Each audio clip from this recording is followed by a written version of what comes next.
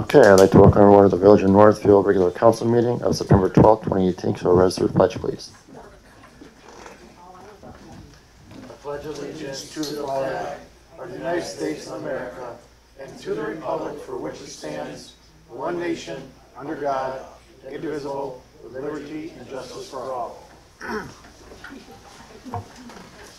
Roll call, please. Mayor Niehaus. Here. Mr. Magistrelli. Here. Mr. Scher. Here. Ms. Tomaszalski. Here. Mr. Hips. Here. Ms. Nowak. Here. Mr. Wojtusz. Here. Mr. Bryan. Here. Mr. Wasaski. Here. Chief Zolgis, Chief Buss, and Harold Walters will be at the next regularly scheduled meeting, and I am present. Okay, I believe we have two sets of minutes to approve.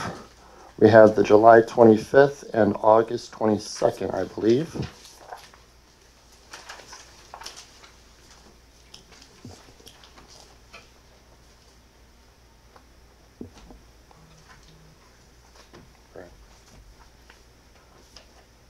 Is there approval for the 25th of July? So moved. Second. Motion by Ms. Nowak, seconded by Ms. Tomaszalski. All in favor of approval? Yes. Yes. Yes. All opposed? Okay. July 25th, 2018 minutes are approved. August 22nd. So moved. Motion by Ms. Tomaszalski, is there a second? Second. Seconded by Mr. Magistrelli. Any questions, comments, amendments?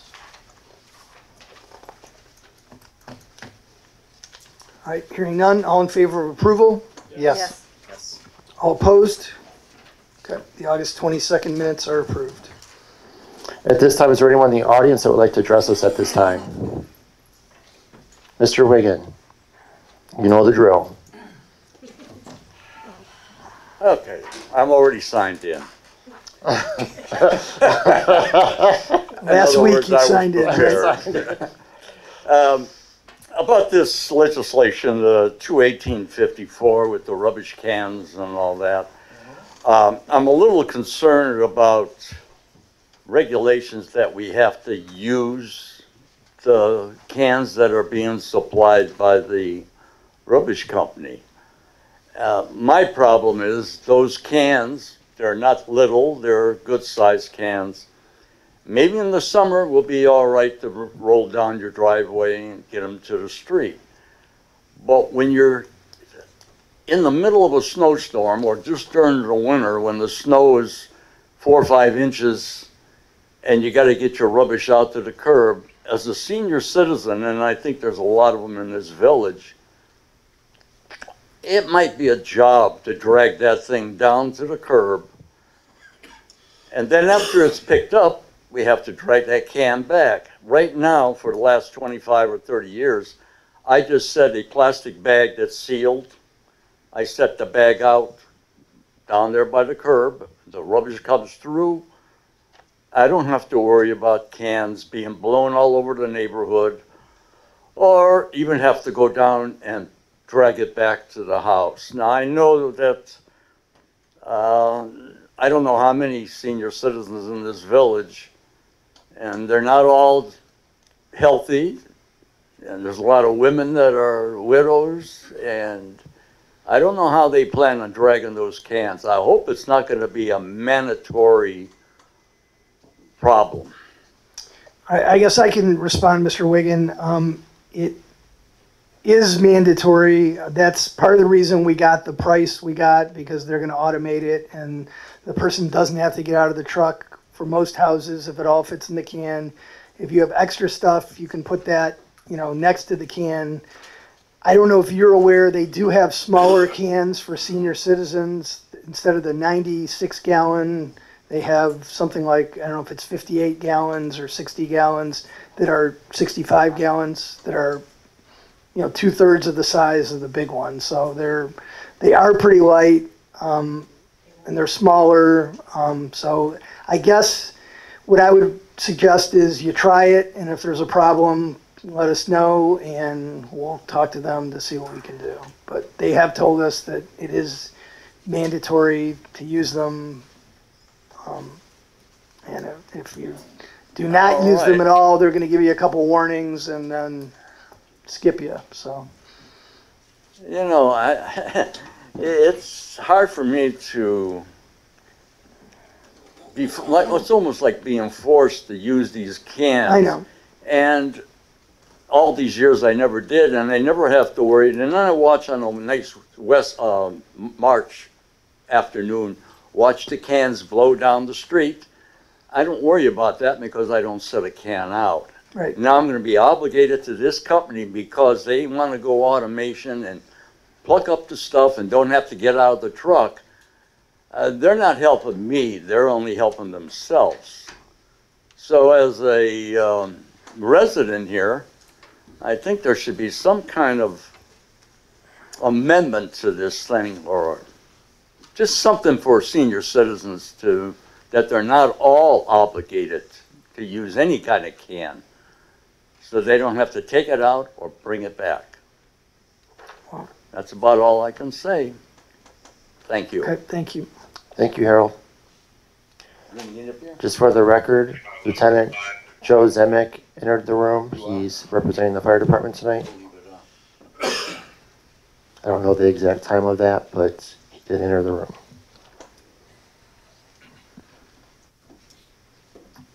Mr. Doherty. Already signed in.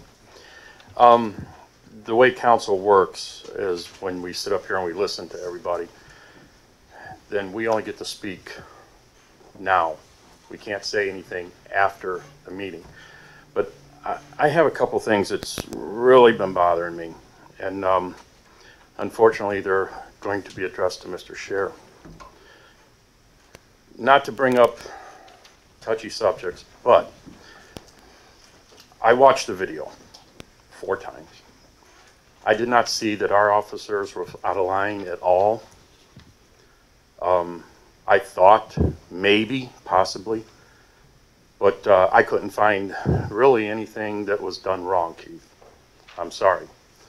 The other thing that kind of really upsets me, you made a comment that council was violating everybody's rights when they vote yes or no. If that's the case, I feel that you're not I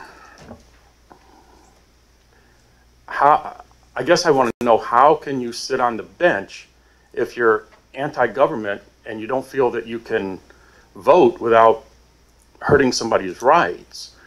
If you vote yes on an ordinance, you hurt my rights. If you vote no on an ordinance, you hurt my rights. So I guess, I mean, we've been friends for a long time, but it's really been biting me and just eating me up. How can you sit on the bench, Mr. Scher, if you truly feel that every one of you guys up there are hurting our rights? Can I respond? Yes, sir. I take this position very serious, Mr. Doherty, and I consider everybody in my ward. I ask people, what do they think about this? What do they think about that? I'm very interested in, I was interested in you. You had your truck parked out on the lawn. You're washing your truck. You weren't bothering anybody. You were watering your lawn. You know, you were not hurting anybody by having your truck on the lawn. I don't think you were. But yet a police officer came along and told you to get it off because we have an ordinance against it. And you made a claim that you felt you were being treated unequal because... I think the ordinance was... I was one of them in the 90s that helped put that ordinance on the books. And yes, I do feel that we've taken it a little bit too far. It was so you can't pull cars on there, make a mud mess, drag mud into the street, pull engines up out of a tree. Park them there overnight. Parking overnight, having 4 or 5 cars that won't fit in your driveway, over parking there. And yes, I agree with you. I think that the citizens should be allowed to pull their car on the grass, under a shade tree, wash it, wax it, and then remove it. The officer that stopped me just said that he had someone call and they have to answer every call. And he was not mean, he was very polite, and he apologized for stopping and asking me to please move my car. And I said, not a problem.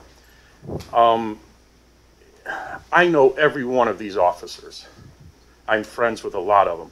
And when they tell me to do something, I do it. Whether I think I'm right, wrong, I do it. So I did not have a problem, and we laughed and joked about it, and I said the ordinance has gotten just a little bit out of hand, and he agreed with me. But I moved it. Again, could I respond? Yeah? I didn't mean to offend anybody here at all. I think that back in the day when I was younger, if somebody's grass was growing too long, like I would go over next door to my mom and dad's and take care of the elderly people next door. We spend more time litigating and talking about issues because of one person or two people. Then we make rules up for everyone when it's ridiculous. We shouldn't be telling people to cut their grass. We shouldn't be telling people that. They should take it upon themselves, and if they don't, you should be the neighborly guy. Go over there and cut it. It wouldn't take you but 5 minutes to cut the lady's grass if it really bothered you that much. The thing is you would rather see her get fined than to go over there and be neighborly to her, where I dropped my gate on my lawnmower and I was going to cut that, and I got called off by your son. And it was bothering me because I built it. Hold on, let me say something. I built that home. It was like a ship in a bottle. I put sandstone that cost almost $400 with an address in it. I understand, but you don't own the home no more. The point is I built that If people move into the village and they buy a home, they should be able to either pay a landscaper, cut it themselves, or their child cut it. You nor I should go around the village cutting people's grass. They're too lazy to cut their grass. It's not about, Keith, money, finances.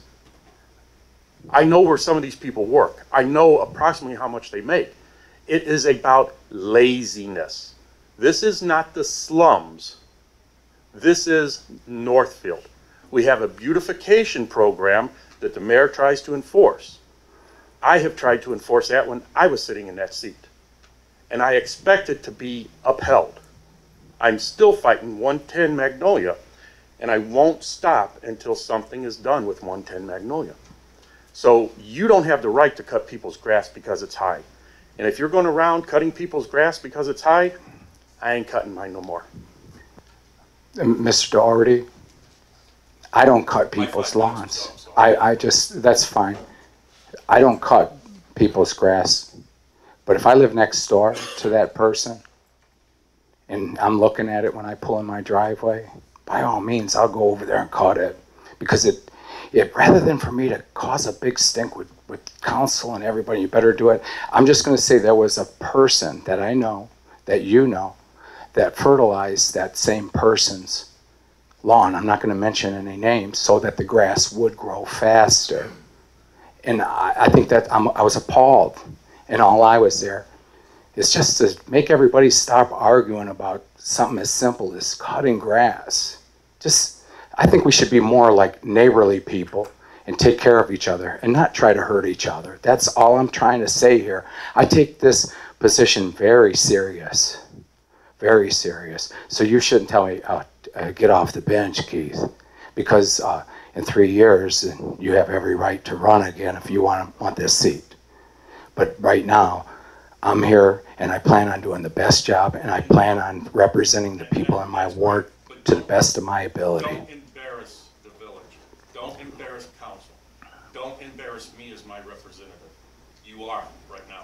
What you pulled over there at your brother's house was a total embarrassment. I'm sorry you were not there. No, but I seen the video, and the video don't lie.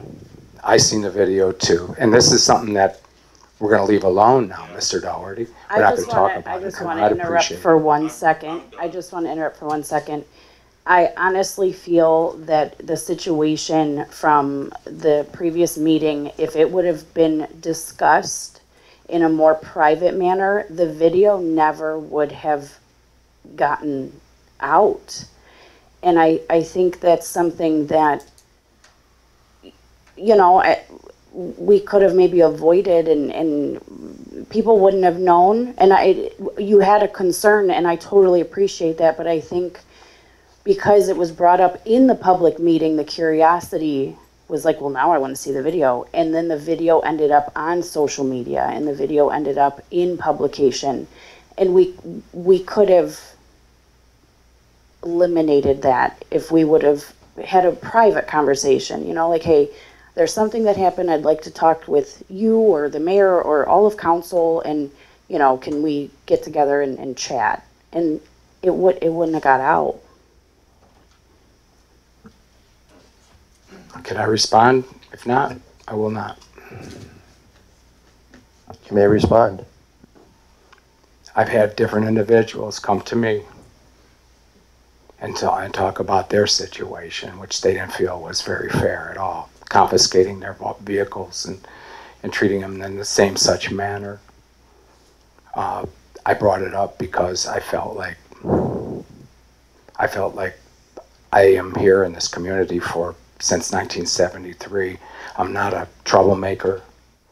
I did not appreciate the manner as which they treated me. I understand we have to keep law and order here, but there's one thing when a person is, I didn't feel at the time that it was in anybody's concern, anybody's business. I understand it got on social media, but I don't believe that the police should have treated me in their irrational way that they did. But I think that they've done it to other people, and they're going to come forward, these people that I've spoke to. And I think all I was trying to accomplish is to get our police department to start treating its residents with decency and respect. That's all. That was my purpose. So I'm sorry if I embarrassed you, Mr. Dougherty, and we've been friends a long time. Very sorry that I embarrassed you. Okay, we're going to move on now. Reports of municipal officers. Now, I got an email from the service department. I think I'm going to wait and do it in Rosen Public Works with Ms. Domzalski. So at this time, I don't have a report, but I'll do in tandem with Ms. Domzalski. So let's move on here to Finance Director, Ms. Ingracia. Everybody at their desks has the July 2018 end of month reconciliation and reports. I would like a motion for acknowledgement of receipt of these reports. Motion. Second. Motion by Mr. Magistrelli, seconded by Mr. Hips. All in favor? Yes. Yes. All opposed?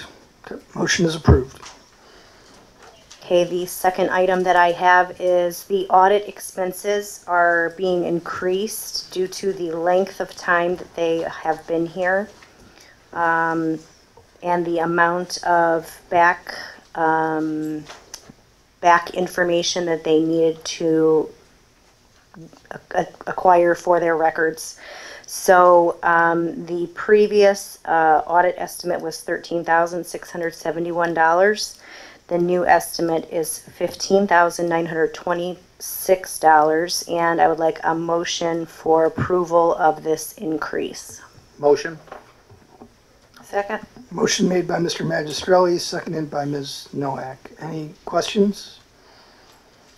All in favor of the motion? Yes. Yes. All opposed? Motion is approved.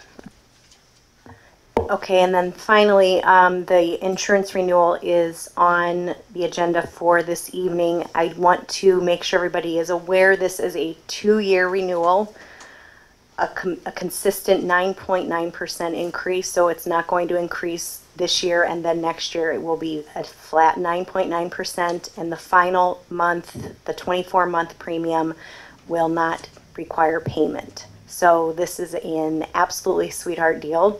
The mayor has already accepted it, because if we had not accepted it, they would have taken away the offer. Rescinded. Rescinded, thank They would've- you. My brain right. is not functioning properly today. So it has been accepted. They don't like to hold offers out there for very long because they don't want you to shop with other companies. So this is why it's already been accepted. So my question would be, are we going to need to pass this, skip the 3 readings and pass it tonight? Yes, Yes. Or is this something we can wait yet? it's an emergency measure. Okay, thank you. Oh, no, we can wait for legislation, and that concludes my report. Mr. Masalski, engineer. Okay, the Ledge Road reconstruction, I put that on. The Ledge Road reconstruction, phase 2. The mayor and I were up there this afternoon. We left about 5 o'clock. The foreman on the job told us that he plans to be done with his work tomorrow. And there's some miscellaneous stuff like putting up the mailboxes, signing and striping. Let's see. There's still some topsoil and seeding they have to do.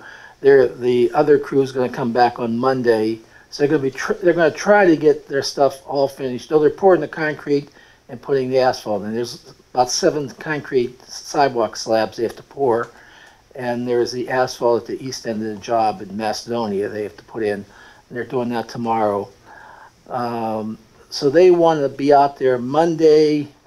Once they tell me that they think they're totally done, then we do a walkthrough on the whole job and go over anything that we think needs some work on it. And typically on a project like that, it takes about 2 or 3 days of work after that to actually finish it up. So I'm hoping by the end of next week, we can take all the barricades down and all the barrels and get the road open 2 ways. The original work completion date was October 28th. So they're way ahead of schedule. Plus we removed a lot of bad material on there. If they would ask for it, we'd have to give them about 5 extra days of work for removing the bad material, because there's no way of knowing before you actually start digging how much bad material you have. So I'm extremely pleased on their work schedule, their progress. The people in Northfield that we've talked to have been very understanding, very gracious. The school's been magnificent about it. The complaints we've been getting are basically Macedonia.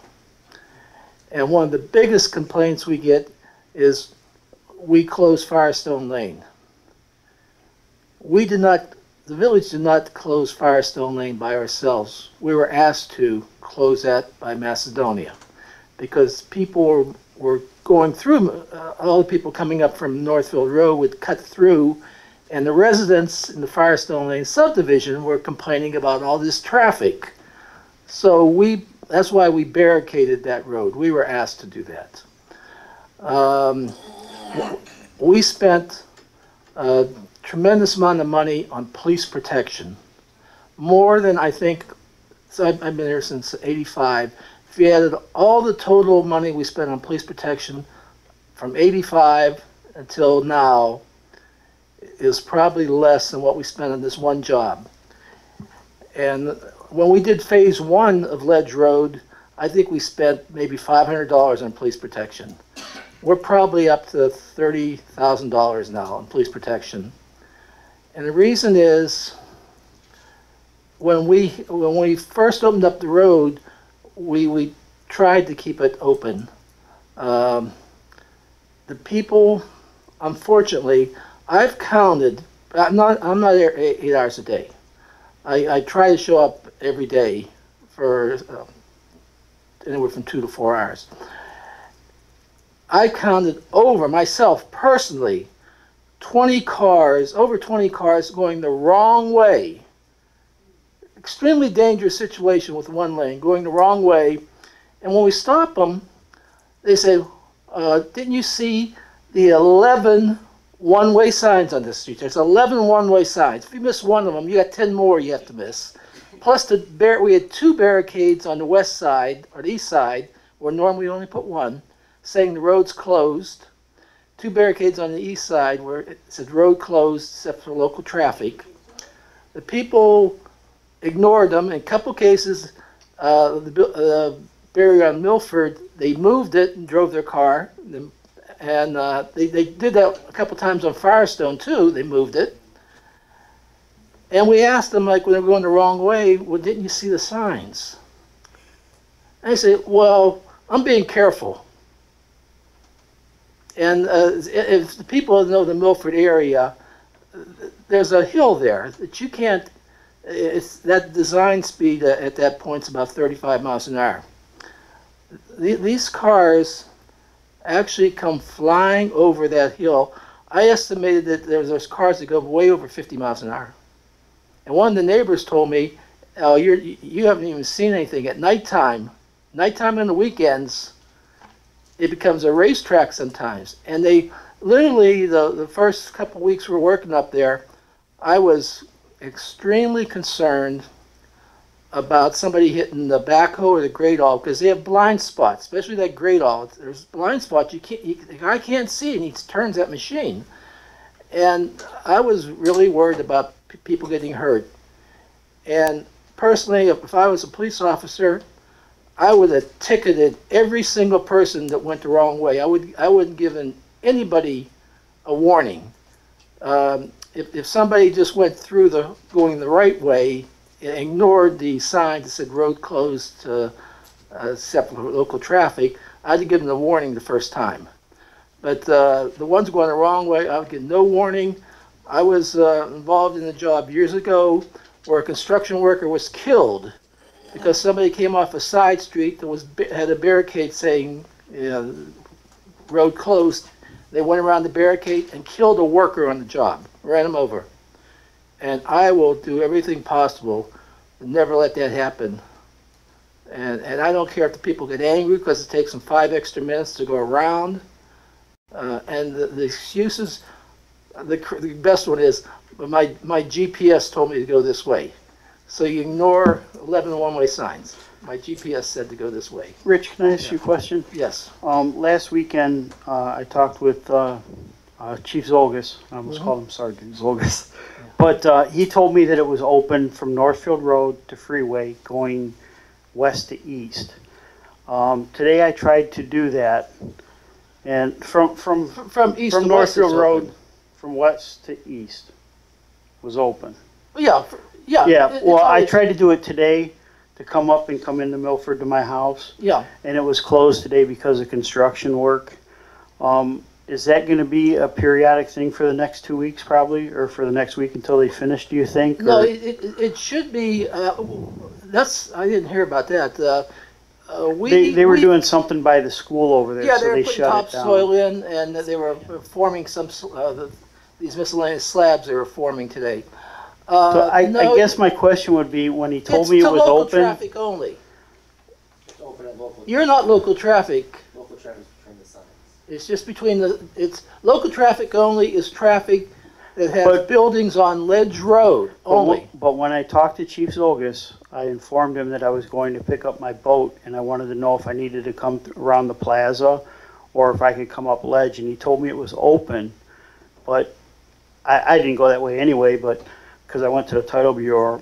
But today I tried to use that to come through, and I was told it was closed, and I could see why there were people doing some kind of work down by the school.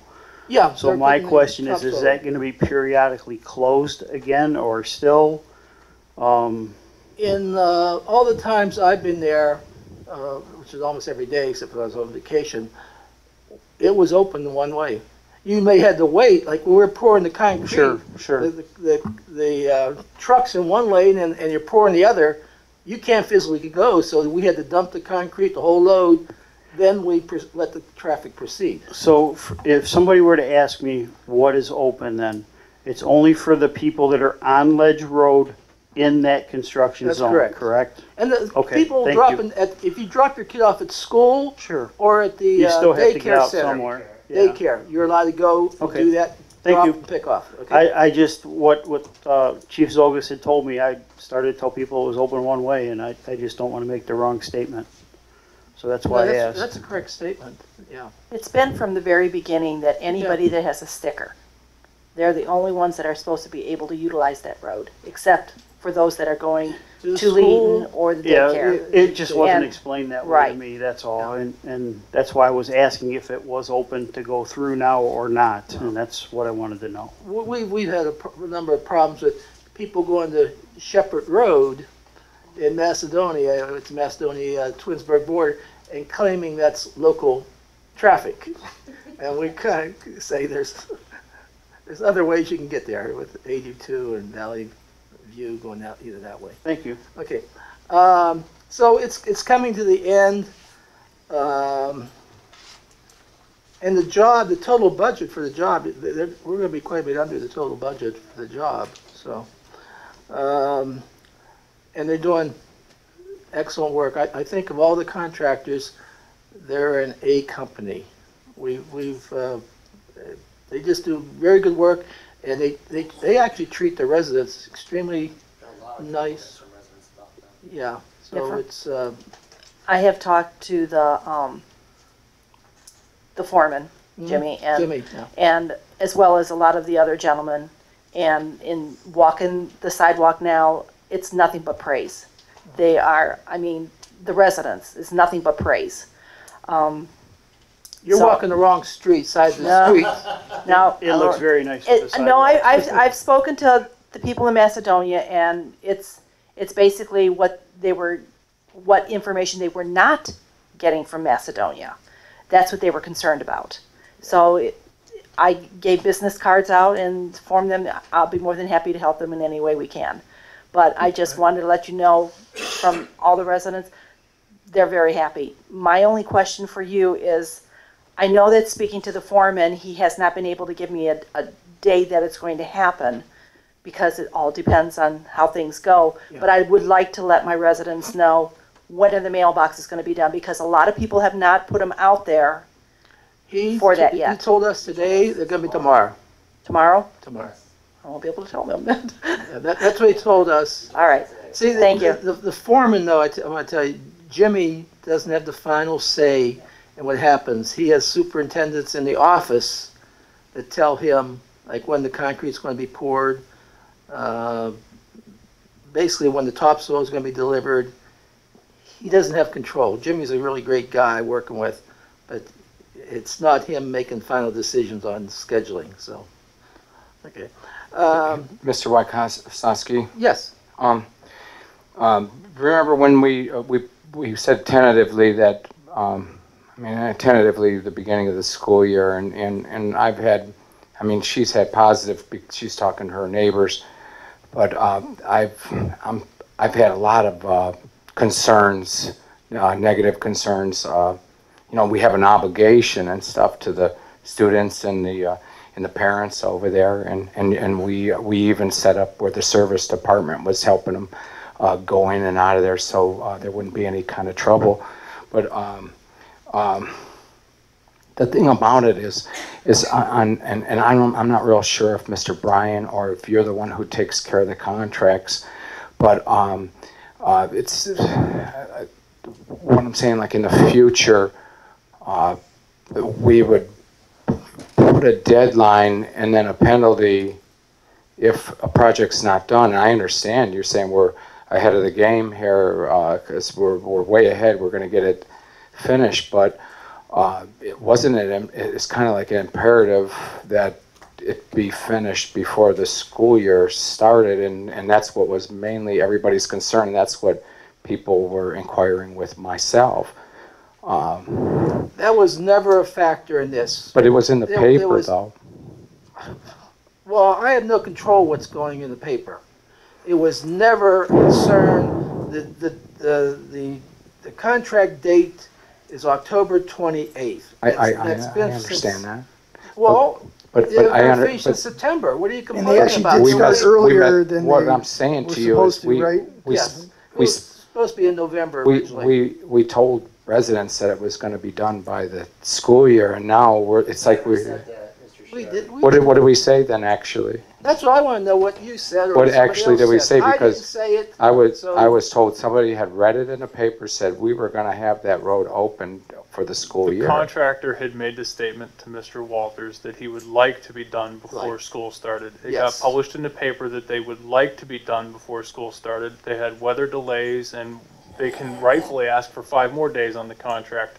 We can also not issue those contracts before a certain date because we're getting government funding on it, and we can't go in prior to getting that funding approved through the state. So Okay. we're kind of stuck on both ends. You can't build the project quicker than is possible. So you've got a set start date, your end date is when it is. And if we started too soon, we'd be disrupting school from last You would school be year. messing up the other end of the school year. Do you know when we started that project? What the date was? It was in April. We did the sewer work first. The road started after school was closed. We did the sewer work. Pretty much immediately after school Yeah. was closed, yeah. Right. Okay. Mr. Scheer, I'd love to have that same company get the contract for Houghton Road next year. I'd absolutely love to do it. I sure hope we get it done quick as we possibly can, regardless. Well, you of, can dream all you want of when these guys can do things and how fast they can do them, but I'm telling you, after 49 years of working in construction doing this type of work, you can't do it much faster. You know what happens when you put the punishment in a contract? You have to put a reward in the Right. contract too. Exactly. And if you start stepping on a contractor's neck, he's gonna start nickel and diming you. He'd be asking for the 5 days extension on his contract and the pay to cover it. Well, So, well, that's if there's- that's your word though too, Mr. Hip. So I you're going to have to understand. answer to that. I will answer to it, and I will explain construction techniques to everybody, that there's weather delays and that work only goes so fast, concrete only sets so quick. I mean, there's parameters and provisions in state testing on all of this. It's not something that you hurry along or you get a non-quality job. That's it. There's penalties in the contract, Mr. Scheer. There's what did you call There's a that? penalty. For every day they're over the amount of time allotted or the due date, there are penalties for that. Okay. But I'm not sure if people understand this. He's ahead of schedule. Well, I see what you're saying, but He's going to finish a month ahead of schedule. that's very good. But the thing That's is, great. It's not good, Mr. Zer. It's on. great. It's great. Hold and understand, the statement was made, and then people were looking to that, and I would like to refer them to you. Great. I've had people call me about this. I had people call me on the phone an idiot. We're going to be 6 weeks ahead of schedule. I'm an idiot because of the scheduling. And I don't appreciate that. When you have a good contractor, you don't try to kick him in the teeth to try to move things along faster. When he's doing a good job, you don't do things that try to upset him. Because that contractor today or tomorrow, he can say, I heard about Northfield's not happy with us the way I'm going. Fine, I'm going to leave the job. I'll come back October 25th and finish it up. And I'll still be ahead of schedule. I'll meet the contract, and you can't do a thing about it. And I can vouch for how they're working on it, because even in the rain, with this periodic rain, they're still pouring the concrete, and they were still out there finishing it up at 7 o'clock at night and sawing. Yes. Now, that's way past their time, and they were working on Friday and doing it on Saturday to get West Side done as well. And they were paying those workers time and a half after they worked 4 10-hour days. After the 40-hour week, they paid them time and a half to keep pouring that concrete. Once they started, to keep pouring. I can tell you that this last storm that we had coming through, they were working through that too. Yeah. Not here though, but over in Parma, they're doing Pleasant Valley over there.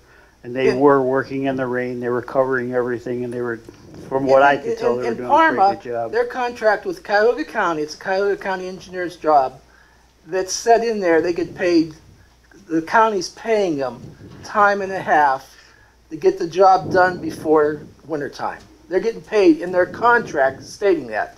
We're not paying time and a half. We're paying Okay. straight time, and they lose, So, basically, they Miss- lose money on that. time. Is Mr. Hipp saying then that, I have to just get it straight, if they would have got done by this school year, that they would have been penalized for doing the job too fast? No.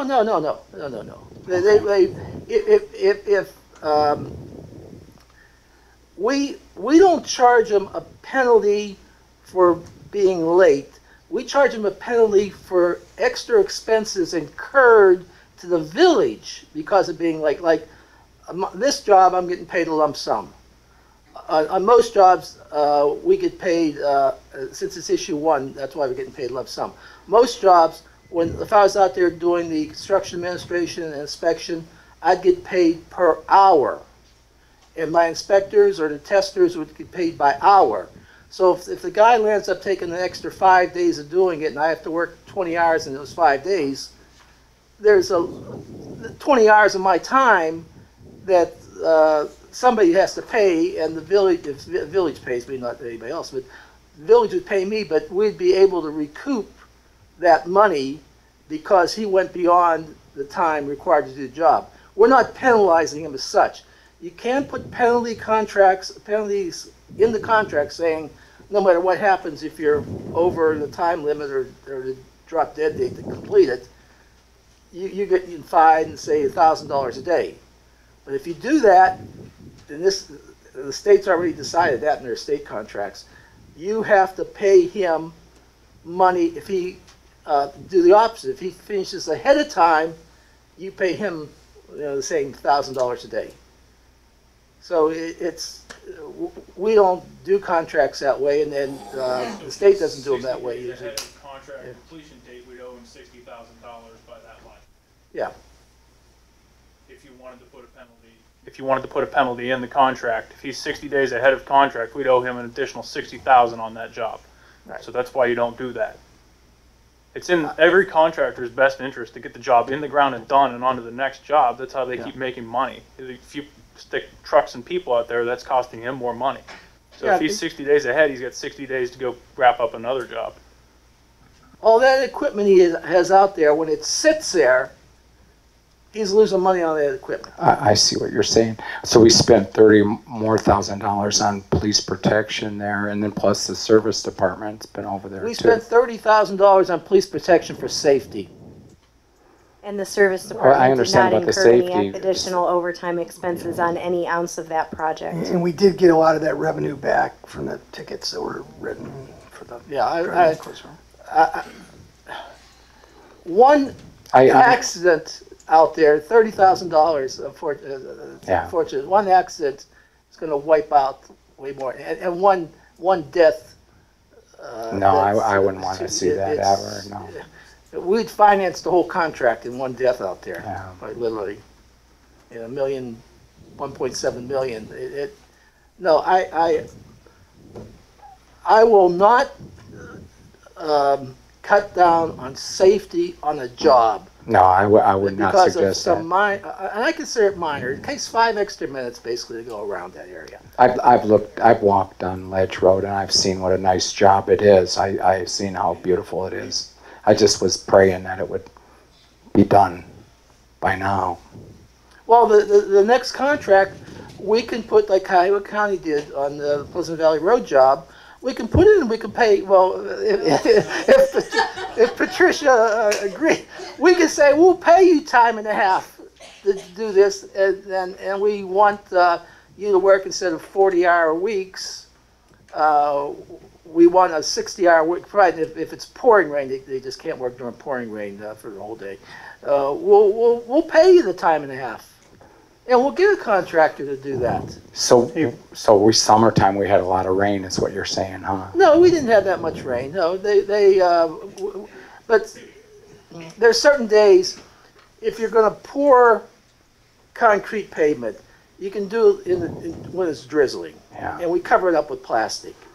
But if it's a downpour, you can pour the concrete, but it's not going to set very well. You're going to have a very weak concrete because concrete strength depends a lot on the water cement stone ratio, and that screws that whole thing up. So you don't pour if it's pouring. you stop it and you put plastic over. I don't know, you see in some of the days we had plastic over it after the drizzle. Yeah. And you can't really dig very well. Well, the other day when it was wet, we were going to put topsoil in by the Lobinger's property, and we tried, but when you put the roller on it, it just made it a mess. Rolls up on the roller, yeah. Muck. So you have to wait till it dries out. Now, I am extremely happy with the way this job has gone with this contractor. I'm extremely happy. I do not want to discourage him from bidding on anything more. Like I say, he's in the A group of contractors we've had in the 32 years I've been here. And his price was the lowest. Normally when you get the low bidder, they're looking for everything they can to cut what they have to do, because every hour they have to work out there that they don't think is justified is costing you money. So if it was my choice, I would have a handful of contractors that I say, okay, you're on the A list or A or B list of contractors, you give us a price.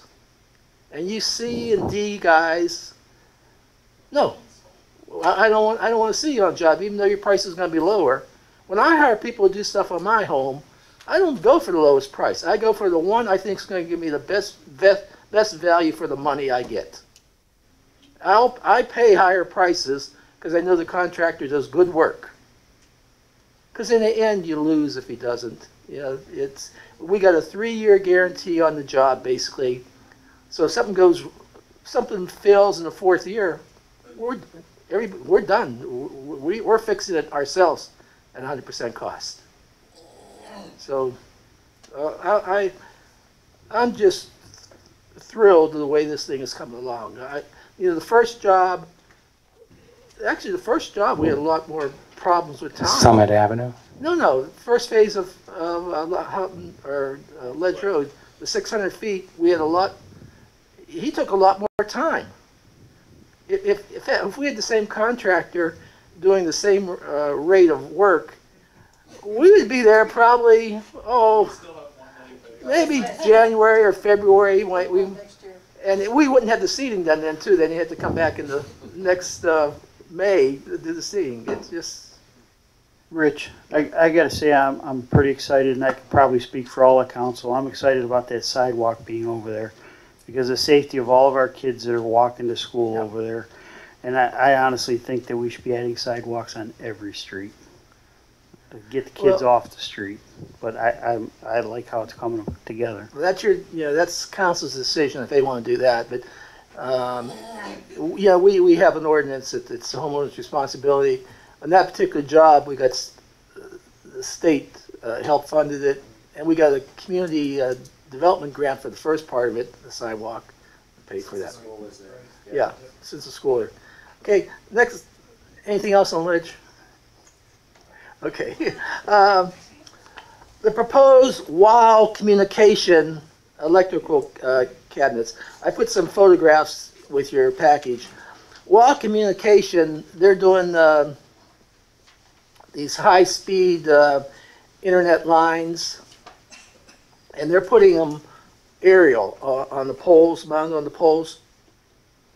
But they need an electrical control cabinet. It's like in this picture. That pad you see, their standard pad, is 15 foot by 25 foot. So it's a fairly large size pad. They've been, when they talked to me initially, I said they wanted to put it somewhere in Route 8. And I said, we have no right-of-way to stick this pad in, because the right-of-way, our sidewalk's right adjacent to the roadway, to the curb, and there's only a foot of grass behind the right-of-way or parking lot pavement behind the right-of-ways, so you can't fit it in there. So I said you should go to find a property owner or 2 property owners, depending on how many cabinets they want, and negotiate with them for an easement to put this cabinet up. And the overhead lines, one of them will drop down into the cabinet, and that's where this controls the whole system.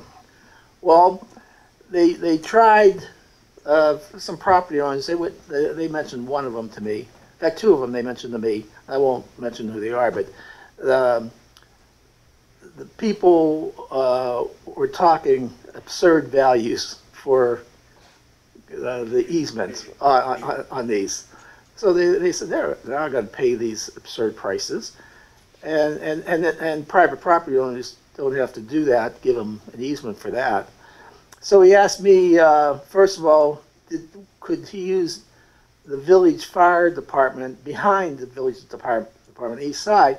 And I said, you know, I know we're talking about enlarging the fire department for a new truck we will put in, and there's a storm sewer easement in the back of that department. And I said, I don't think so, but I'll talk to the fire chief. I told him I'd talk to him tonight. I thought Jason would be here, but I talked to him and see if they'd pay us for the easement. We'd have to negotiate a value. But I told him I didn't think so. He said, well, how about the park? No, I mean, there's not enough room back there. I mean. That's my thoughts too. Rich, can they place this unit back to the tower site behind Northfield Tire Pros over there? Yeah, well, can they add it to that? They can, but that's private property. They have to get an easement. They have to run an easement for the wiring to underground to get there. But they also then asked about Huntington Park on the Magnolia side of Huntington Park, and I said, well, I'll ask council about that too, or any place the village. Yeah, and I said, yeah. Yeah, what about the railroad? They're down the woods, put it in the woods. Yeah, well Conrail's in Macedonia. Yeah. That's so anyway, yeah, I'll just tell them that the village says, no, you find the place to put it. That if my feelings are, if you offer somebody enough money, they'll say yes. Even like the Snell property up there, they're trying to get rid of sell the house up there. If you go and offer them, here's $100,000 or something just for an easement, they may say, but they're giving the argument that that's not my concern. That's the Clark station has been available for a long time. Yeah, they could go there. Yeah, so it's a matter of how much they're willing to offer. So, and my feelings too is we shouldn't. To me, it's a pain in the neck to have this stuff, but they keep saying this is going to be the new thing for like controlling driverless cars and that. So we have two cable companies now coming into the village. The other one's already put some stuff in. We will get franchise fees. So they wanted to put this 5%. right here next to the well, town that hall? was one of the alternatives right up here. No. Yeah. I told him we were thinking about the new city hall and that. We're going to be using that property. That, yeah, the guy he's talking to, he's in Columbus, and his job is to get us space to put this stuff. That's what his job is in the real estate department down there. Wow. So, yeah, I see what his point of view is. That's his job to get this for, but it's not our obligation to go and. Well, I don't think he's gonna like our price. Our price is too high. If you say village, we'll let you do it for $5 million. Right. 7 million. There we go. Yeah. It's a deal. Wow. Wow. You pay for the new station. Yeah. So well, I just tell them that, and that's, you're on your own finding where the stuff is. Okay. The next one I have is Victory Boulevard and Houghton Road storm sewer and catch basin replacement. Mr. Voitesh, you asked that we get 3 bids on that, and so I went out and I got. After Rich is done with his statement here, I want to explain what's going on with that. Okay. With the Victory Boulevard, that? Okay. We asked 3 companies, J&J Enterprises. They did the original junction chamber down at that intersection and the outlet pipes from there. Tight Spot Excavating does all kind of work for us in the village and does extremely good work at extremely, I think, low prices. And Cat's Construction, since they do very good work and they were in the area. We received no bids the contract. All three of them said, J&J sent me a nice email saying he loved to do the job, but he's totally swamped with work this year. There's no way in the world he can finish it this year. Cats, I talked to Jimmy about it, asked him why he didn't bid, and he said, well, they're swamped with work too, and it's about, I think, about $50,000 worth of work. For that small amount of work, they're not going to try to squeeze us in and damage. Like, they could do that, actually. They can walk off the Ledge Road job, do that job, and then come back to that. They don't want to do that. They don't want to create bad feelings anywhere. And Tight Spot is extremely busy. They normally are extremely busy. So what I plan to do, I talked to Jason about it, was just ask Tight Spot, is there some way in the world, I figure it's a 2-week job, you can squeeze us in and just give us a price, and if it's below what I think it should be. He's really busy too. Yeah, I know. That's the problem. They're all. So what we were thinking about doing, since next year that road is going to be done, the top half. Top half. And we've talked about resurfacing the rest of that road. Yeah. Tie that into that bid somehow. Okay. With that, to make it all one project. We talked about, that's one option we talked about. Now, we could do them both separate too, if we want to get Tight Spot to do that and do a separate for the grinding, that's fine. So I think we're really looking at just doing this next year. That's fine. Yeah. I mean, no one's available. I mean, we can't. Well, that's it. It's just there. In fact, I was at Solon for a pre-bid meeting Tuesday, and they had a traffic signal project, upgrading project for the entire city. They didn't get one bidder on it. And hopefully the contract I'm working with Solon, hopefully we'll get a couple bids on it. But yeah, these guys are, right now, that it's a good thing for the economy that these guys are busy. But Rich, can I ask you a question on that? If the bid right now or the cost you said is approximately $50,000 in that's what I work, figure. if we rolled it into the contract for Houghton Road, do you think we can get any cheaper next year? We can't, because that's a grant. Yeah, you can't That's the do grant that. job? Yeah, Okay. our grant doesn't include that job. Okay. No. We were talking about the possibility, and we still need to talk to finance, but we were talking about the possibility of grinding the rest of that road all the way to Sagamore Line and adding this into that project. Now, if you want to do it separately, if we get, I mean, I don't know. Yeah. There's a bunch we need to talk about for next year, but Yeah. it's not happening this year, obviously. It would make more sense in this particular case to have somebody like Tight Spot or J&J, which is a small company, because they'll give us better prices.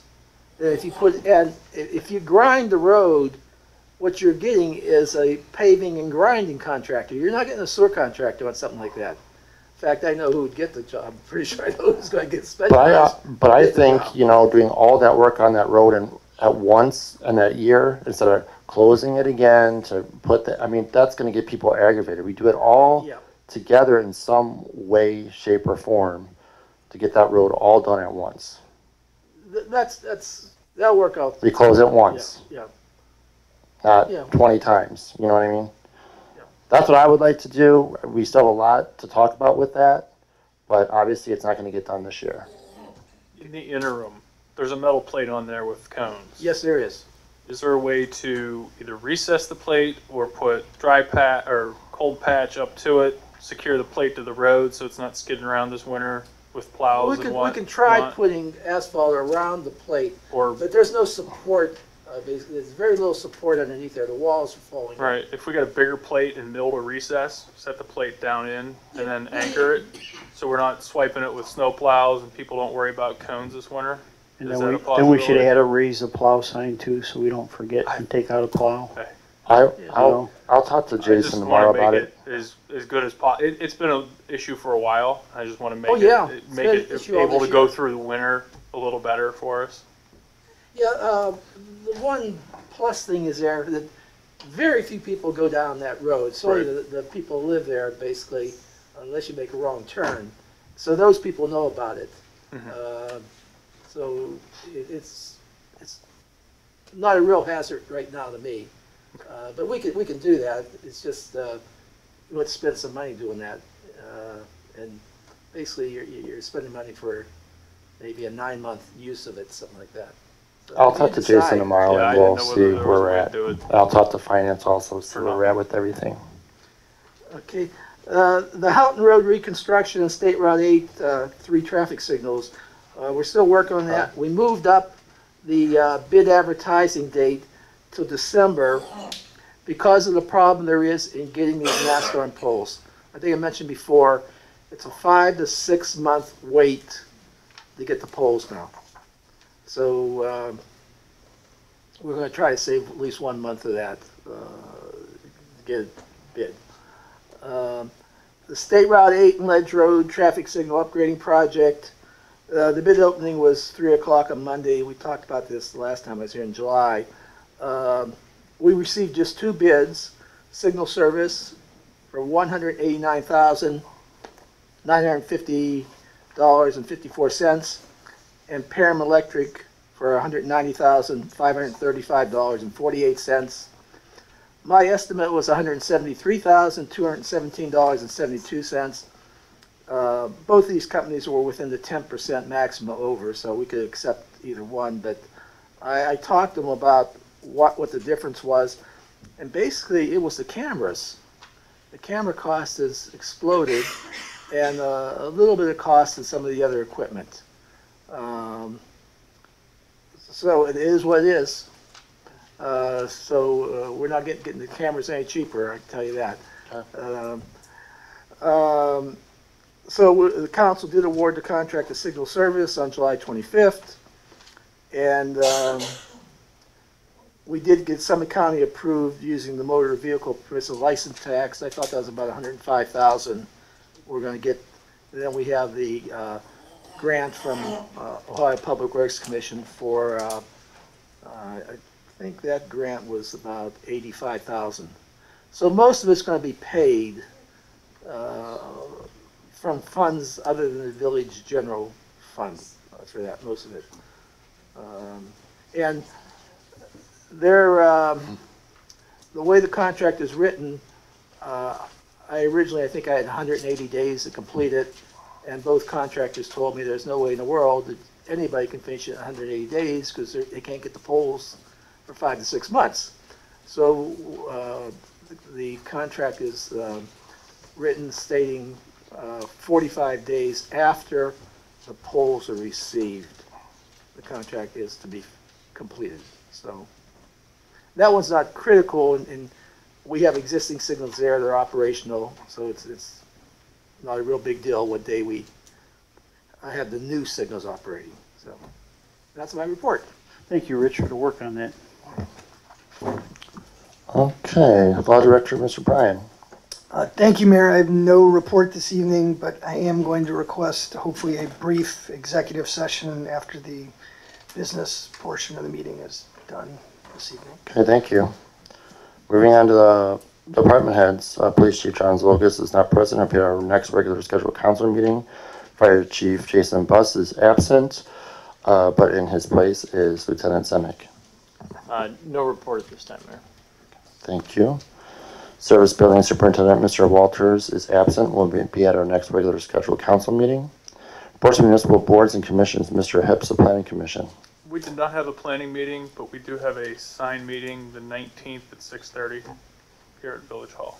So that's my report. Thank you. Recreation Board met.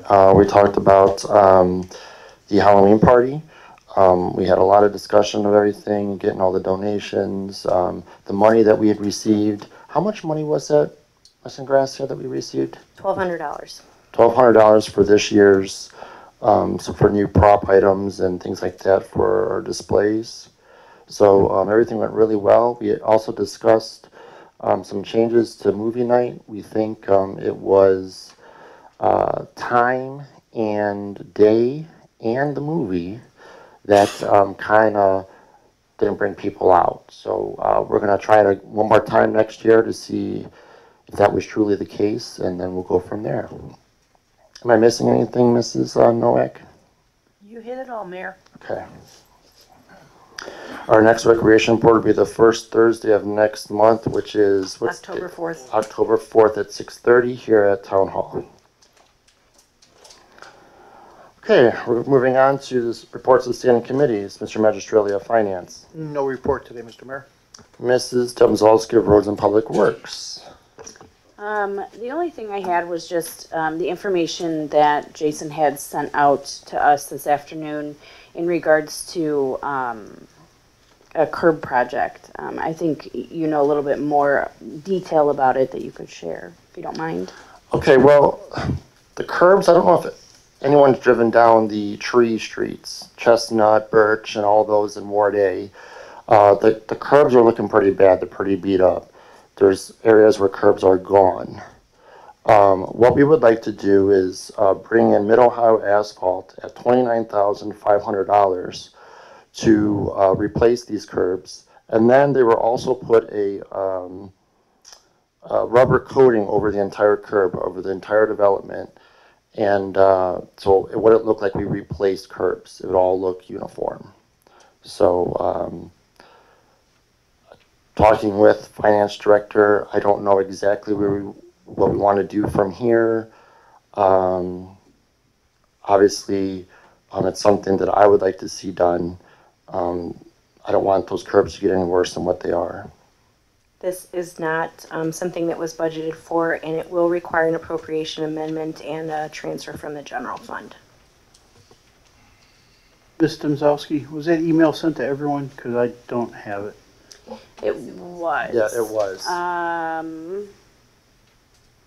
Oh. No, it wasn't. It was I'm sorry. not. I apologize. It was not. I apologize. Could someone forward that to me? I'll send it. Thank you. Does that number include backing the curbs and landscaping, or would that be an addition? It's. That's just for the asphalt and coating work. There's no grading and seeding. That's a question not- you have to it's not ask in his- Jason, but I don't believe that was included. Can we put that into a work session coming up? I don't know. When do the asphalt plants close, Rich?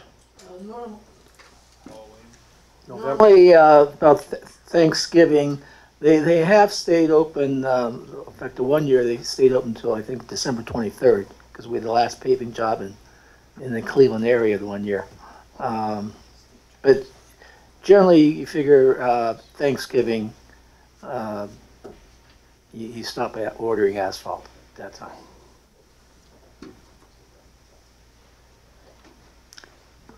I What? think, I'm sorry. Go ahead. I think if you'd like to have a work session, I know it's kind of a time constraint where we need to make a decision. So if we decide to do that, if we could come up with a couple dates very soon, and then touch base with Jason, see when he's available, and kind of go from there, if that's what you choose.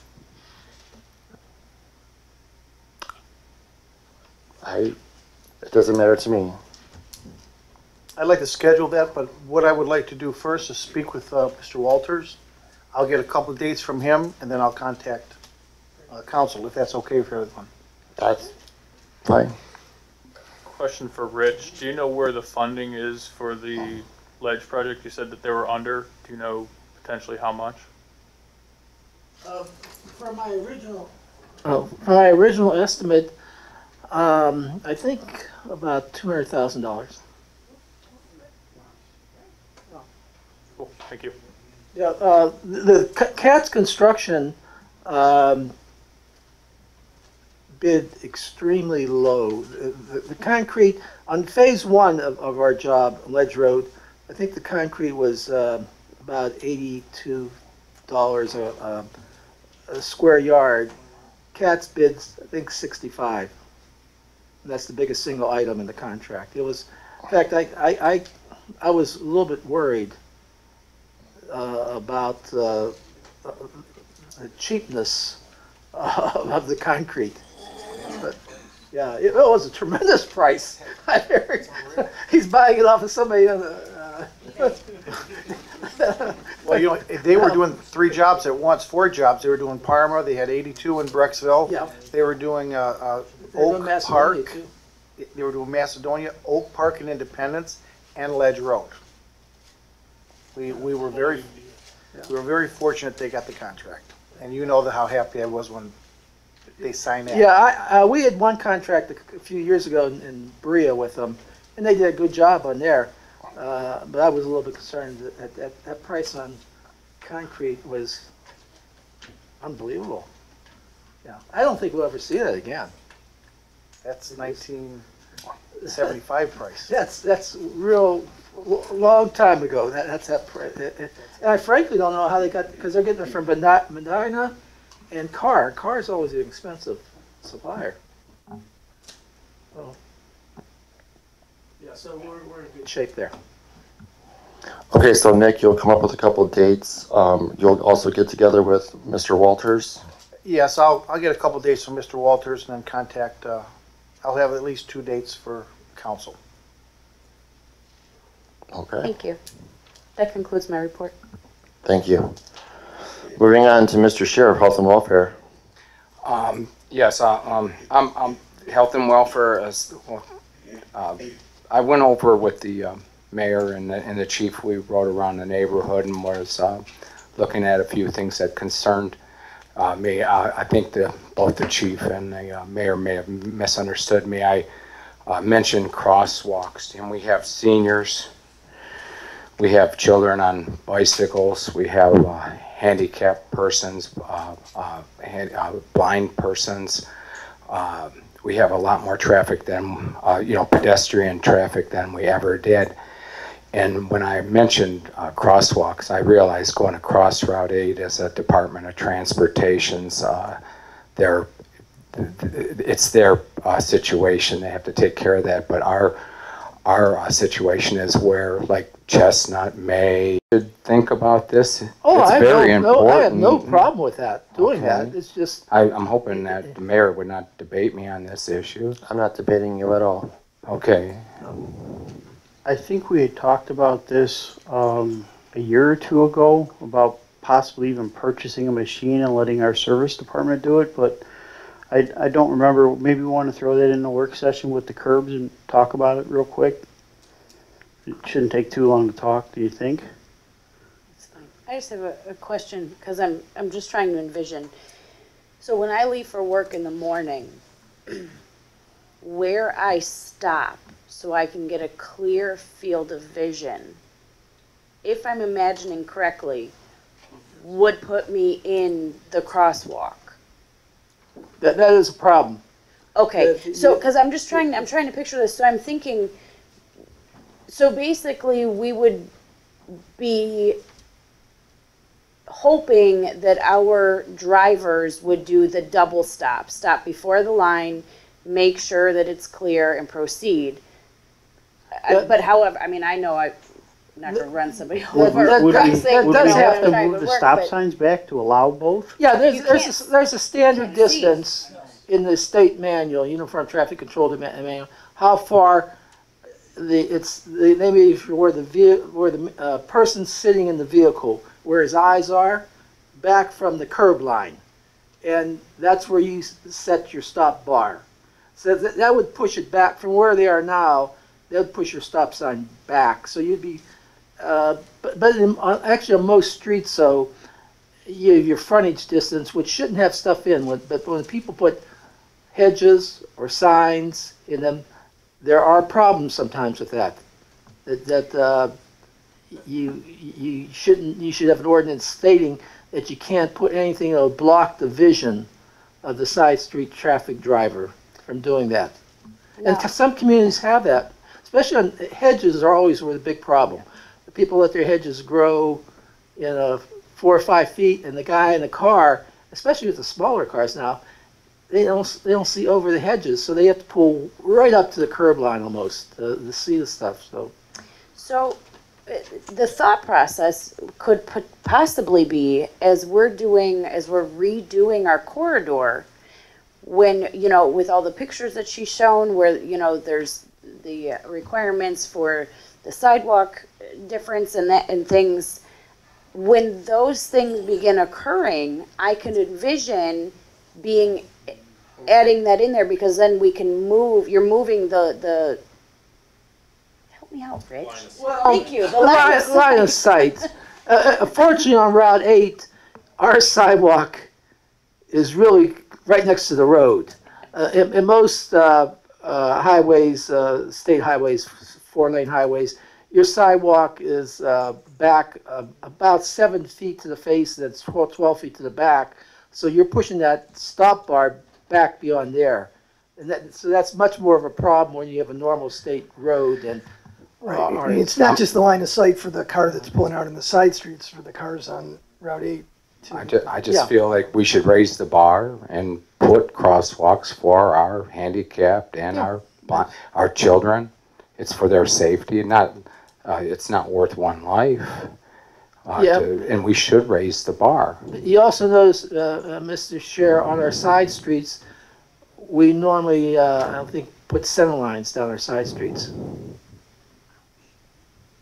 The center lines, we don't paint center lines down our side streets. And most communities don't on their side streets paint center lines. I'm just speaking of Route 8. That's a good idea. I mean, I found out that it's not the Department of Transportation.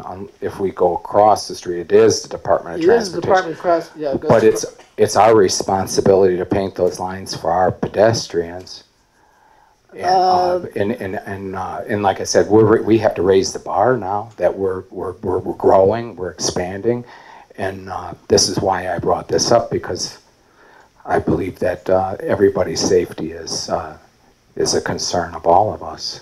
Well, yeah, but on Route 8 in particular, our contract with the state says they're basically responsible for the paving Route 8, not the base, not the drainage, and the signing and striping. Basically within the right-of-way. Some of those, because of our right-of-way situation here, I think most of those crosswalks, at least one of the lines on the crosswalk would be in the state highway right-of-way. And so and the state doesn't paint them. The state doesn't do that on the side streets. So it become a little discussion, so I say, with the state. How much is a striping machine? Do you know? I have no idea. I have no idea what the striping machine costs. You need they sell push ones, hand pushed ones. They're of course much cheaper than the big truck type ones you see spray and paint on the road. But I have no idea. Well, let's put it into a work session, and then we'll appreciate that. We'll figure it out. Rich, could I to beat this to death, but pedestrian safety, you're citing a bicycle pedestrian. If a bicycle's on a sidewalk, that's not legal. They're a motor vehicle, they're supposed to be in the road. If they got hit from coming off the sidewalk, a person in a car is not responsible to look for a bicycle on the sidewalk approaching them at a faster rate of speed than a pedestrian. If they were on the road, maybe they wouldn't have been hit. See, I don't want We're looking to change the way we've conducted business on the side streets of our street for one person who is breaking the law with their bicycle. You just stated previously that you would not change ordinances or change procedure for one person. You've cited one person. I understand that the benefit may be further reaching than that, similar to a grass ordinance that reaches the rest of the village, but you cite that you're changing for one person who is hit doing something illegal. But also on that, bicycles, I believe, are only allowed on the sidewalk in a commercial area. They're not, wait a minute, they're not allowed in the commercial area on the sidewalk, but they are in the residential area, I think, by code, but Depends on the age of the person on the bike. I honestly don't know. Rich, can I ask you a question on that? Yeah. If we put crosswalks on all of the side streets, do those also have to have the lights that say when it's safe to walk and not walk? Or No. No, because you can't stop the traffic coming from the other way. So the signal. I just meant for the one way, if we would have to add those two. No, generally the only place we put those is school crossings. But Or- the signal would just say, okay, go, but you're not telling anyone on Route 8 to stop. So, you know, if there's not a light, the That's true. flashy sign is not beneficial. The lines that you paint on the road just say, stay between these lines while you go across it. Well, see, I wasn't just talking about a bicycle pedestrian. I was speaking of some of the people that I see walking up and down our streets, walking pedestrians. The thing is, I don't want to debate the issue of whether or not the bicycle pedestrian was wrong for riding his Okay, bicycle on the sidewalk. I think we beat this to death. Excuse me. I would like to move on. I understand where Oh where my you're coming goodness. from. I really do, but Thank you, Mayor. I get it. I think we need to move on. Thank you.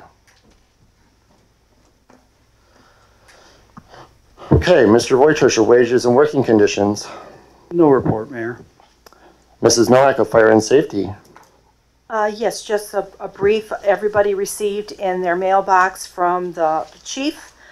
We had three candidates that tested for the sergeant position, and he has listed the rank of the highest to the lowest, not the rank score, but how they did. Thank you. And he would like to put this into legislation at the next meeting so that he can get them sworn in. He gave a brief bio on the two top candidates that will move on. Thank you. Thank you, Mrs. Nowak. Mr. Hips, Buildings and Grounds. No report this evening. Moving on to legislation, Brad. Thank you, Mayor. First, we have 2018-54, an emergency ordinance amending section 1060.02, the codified ordinances relating to residential garbage and rubbish storage containers on second reading this evening. I would like to leave it on second reading, and Mr. Wigan came up and talked with us. I'd like to give the public a chance to come up for the next meeting. I like that. That's okay. Okay. Next is 2018-57, an emergency resolution authorizing the mayor to amend the 2018-2020 collective bargaining agreement with the IAM on first reading. This encompasses the changes that we discussed previously with respect to the office assistant joining the union, and it's what we talked about at the last meeting. And also just ministerial changes because of the U.S. Supreme Court Janus case that no longer require members of the union to be, of the bargaining unit to be members of the union or pay fair share fees. So it's just the language to a couple sections of the contract with that.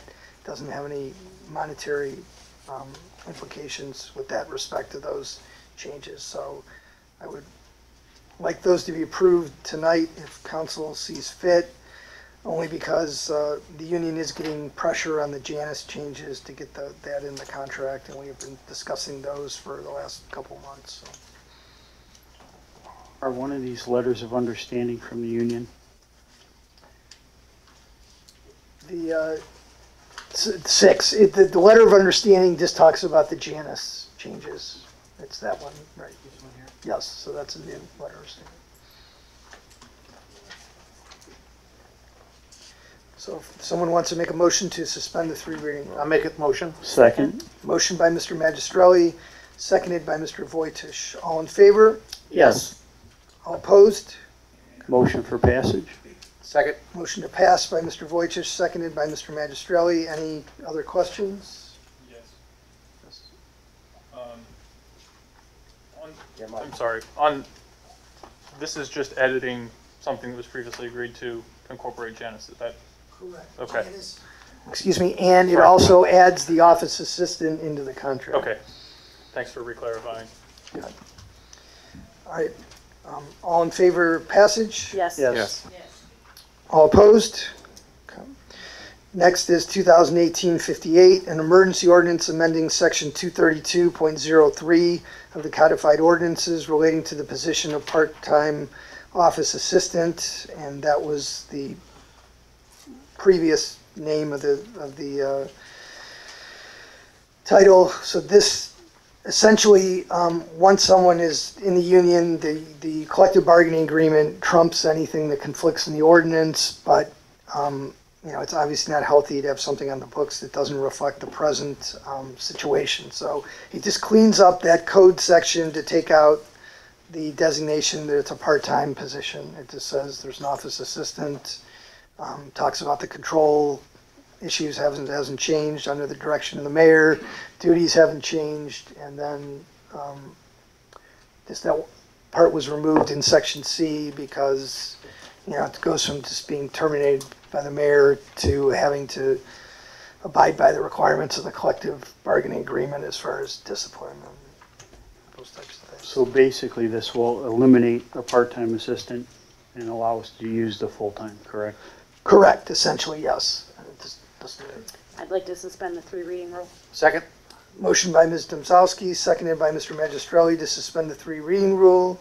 All in favor? Yes. Yes. All opposed? So Motion for to pass. passage?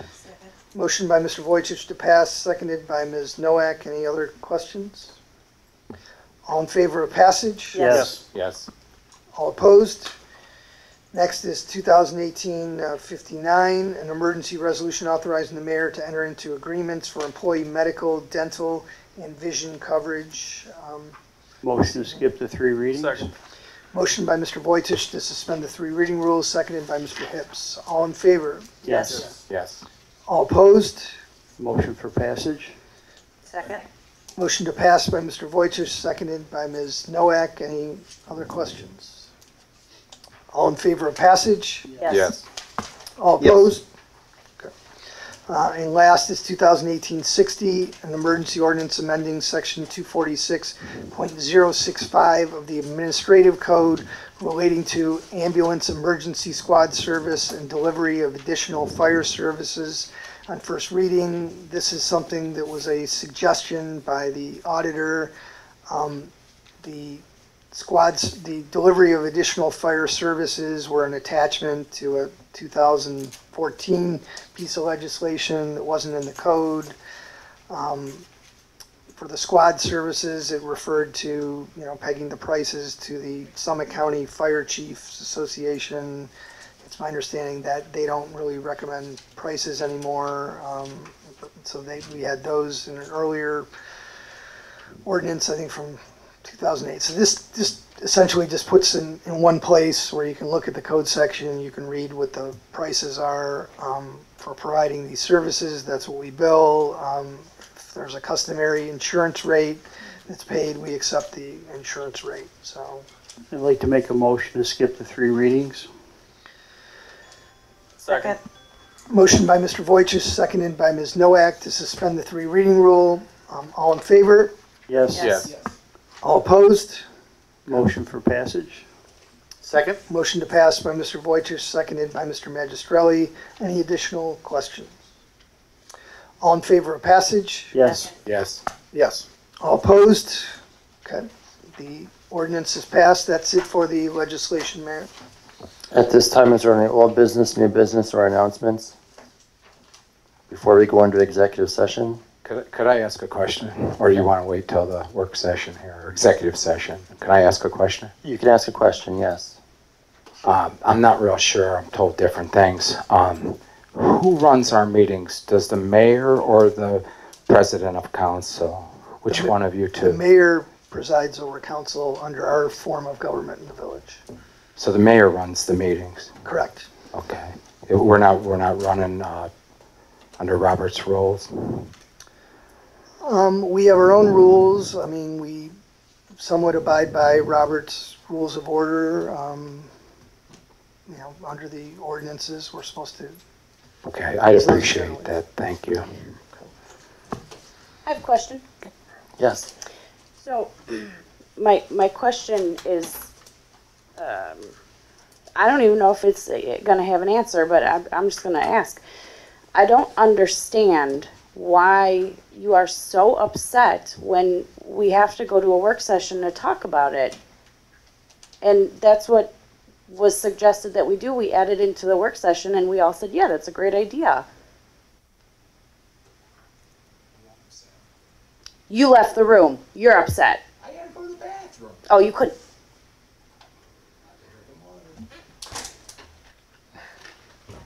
My bladder's a lot smaller than yours. I had to go to the bathroom. Brad? Okay, if someone will make a motion to go into executive session to discuss the status of collective bargaining negotiations and a grievance that's been filed. Excuse I'll me, make Brad. it. Excuse me, new business, whatever. The mayor and I met with Superintendent Joe Clark the day after school opened. This pertains to Ledge Road. Our fire department, our police department, our service director, he said he had never seen anything move so smoothly in a construction site in a school area. And he just wanted to thank the village, thank the council, thank the mayor for how everything went so smoothly on the first day when they were very nervous. And we met with him for approximately 2 hours, and that's how our meeting got started. Thank you. Okay. I'll make a motion to go into executive session. Okay, motion made by Mr. Vojtish. Is there a second? Second. Seconded by Ms. Domzowski. Mr. Scher? Let's do it. Okay. Yes. Ms. Yes. Nowak? Yes.